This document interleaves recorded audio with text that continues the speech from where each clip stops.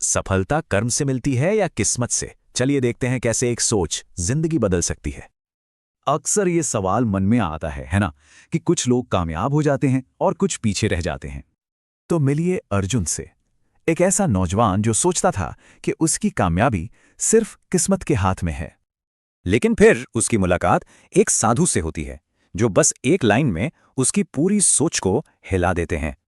साधु ने अर्जुन को 7 दिन की एक चुनौती दी, सफलता के 7 नियम सीखने की। लेकिन इस चुनौती की एक शर्त थी, और वो बहुत जरूरी थी। कभी खाली नहीं बैठना। पहला नियम था सपने देखो मगर जागते हुए, मतलब उन्हें सच करने के लिए काम करो। दूसरा नियम, काम में लग जाओ, क्योंकि खाली बैठना तो मौत के बराबर है। तीसरा नियम, सब्र रखो, कामयाबी एक पौधे की तरह है जिसे उगने में वक्त लगता है। चौथा नियम, सीखना कभी नहीं छोड़ना, दिमाग को भी तो खुराक चाहिए, है ना। पांचवा नियम, फेल होने से डरो मत, उससे सीखो, वो हार नहीं बल्कि सबसे बड़ी सीख है। छठा नियम, अपना पूरा ध्यान सिर्फ और सिर्फ मंजिल पर रखो, इधर उधर बिल्कुल नहीं। और आखिर में 7वां नियम, कभी मत रुको, क्योंकि सफलता कोई मंजिल नहीं, एक सफर है।